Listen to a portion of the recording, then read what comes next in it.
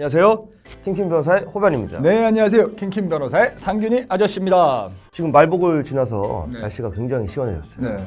날씨는 시원한데 이 소식은 시원하지가 않아요. 그래요. 제가 택배로 선물 받은 걸 경비실에 맡겨달라고 했는데 집에 가서 경비실에 들러서 택배 가져가려는데 택배 방문록은 써져 있는데 없어졌을 때 밑줄짝 써 있어. 돼지꼬리 짝짝 도둑 맞았을 때 어떻게 해야 되는지 그리고 경비 아저씨가 CCTV 9개 있는데도 CCTV 안 보여주시는데 이럴 땐 어떻게 해야 되는지 해주세요. 저는 이 9개의 방점을 찍습니다. 굉장히 고가의 양질의 주거 환경에 살고 있다. 택배를 집화되어 있는 곳에 전후로 9개 CCTV가 있다. 이거 최소 2000년대 이후 지금 주상국가입니다. 이런 예리한 추측. 아무래도 이 이후에 후속 조치를 아무것도 못 하신 것 같은데 집집마다 문 앞에 배달이 되는 경우가 있고 특정 아파트마다 경비실에 맡겨야 그렇죠, 되는 경우가 이렇게 있고 아니면 택배 이렇게 가져가는 공간이 있어요. 무인함이 있거나 근데 이 택배물은 그 보관 장소에 있다는 건 나의 점유가 여전히 미치는 거거든요. 내가 거기서 찾아갈 것이 예견돼 있기 때문에 나의 점유를 잃었다고 볼 수 없기 때문에 타인의 재물을 절취하는 절도죄에 해당이 되고 형량이야 뭐 전과가 없고 실형이 없는 이상 벌금 정도에 그치긴 하는데 문제는 그게 아니라 이분한테는 굉장히 소중한 물건인 것 같은데 일단 여기 그 택배 방문록이 써져 있다. 그렇죠? 이제 거기 보시면은 뭐 몇 동 몇 호, 몇 시에 수취인 누구 하죠? 사실관계를 증명할 수 있는 문서에다가 사연자님의 서명을 가라로 썼죠. 사무소 위조입니다.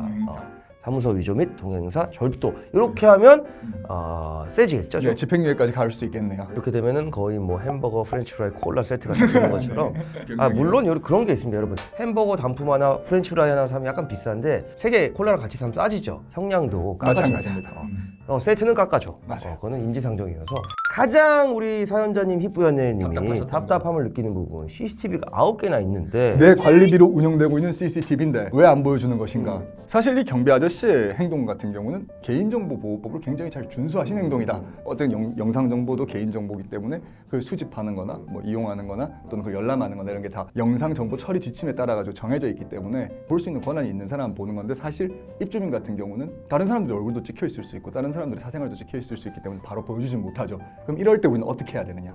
일단 이거 같은 경우는 경찰에 절도죄로 신고를 하면은 경찰 아저씨가 삐뽀삐뽀 타고 오십니다. 타고 오셔가지고는 수사 중입니다. 협조 좀 부탁드립니다. 라고 하면은 그때 안 보여주는 사람은 없어요. 다 보여줘요. 그리고 이제 개인정보보호법의 영역 안에 있기 때문에 경비원 선생님은 CCTV를 안 보여주신 게 맞는데 경찰 수사가 시작되고 개인정보 처리자가 보관하고 있는 CCTV가 범죄를 증명할 수 있다라고 하면 당연히 법률상 경찰한테 제공해줄 의무가 있기 때문에 김변 얘기대로 경찰에 신고하는 게 가장 빠른데 사법경찰이 보통 오시거나 뭐 제복경찰이 올 수도 있는데 약간 시일은 걸릴 수 있다. 그렇죠. 왜냐?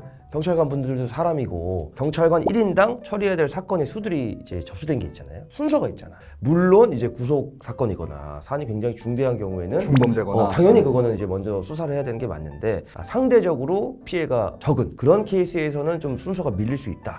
이 CCTV의 보관 기간은 통상 2주에서 한 달이거든요. 2주에서 한 달 지나면 삭제되는 경우가 있어요. 그래서 실제로 신고해서 경찰관 분이 오셨는데도 이게 데이터가 밀려서 지워졌을 수도 있다.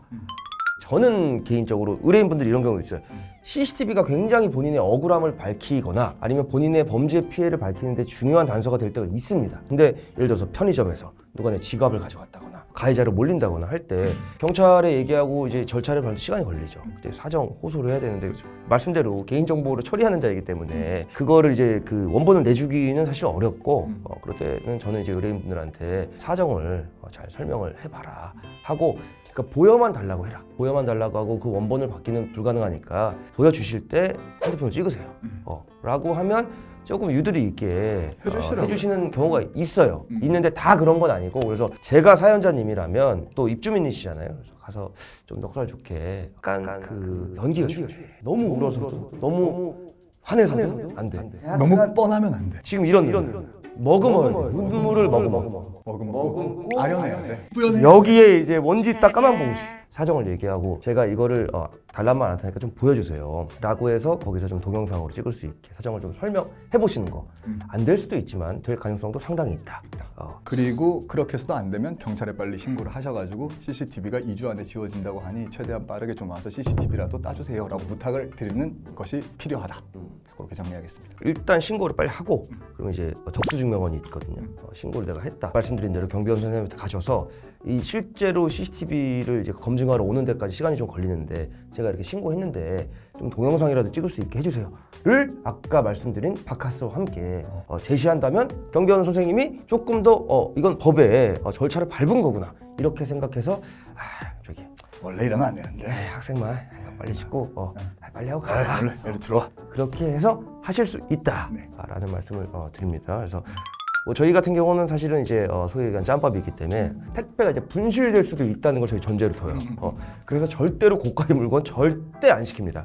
기분 내시고요. 이렇게 눈이 깊네요. 눈이 깊습니다. 네. 다사다난했어요. 다 끝나고 나면 또 말씀드리겠습니다. 아무튼 저기 우리 희뿌연혜님 이 사건 아마 좀 지나셨을 텐데 앞으로는 이런 분실 사건 없기를 바라고 혹시라도 이런 분실 사건이 있으신 분들은 저희가 조언해드린 대로 좀 하시는 게 어떨까 싶습니다.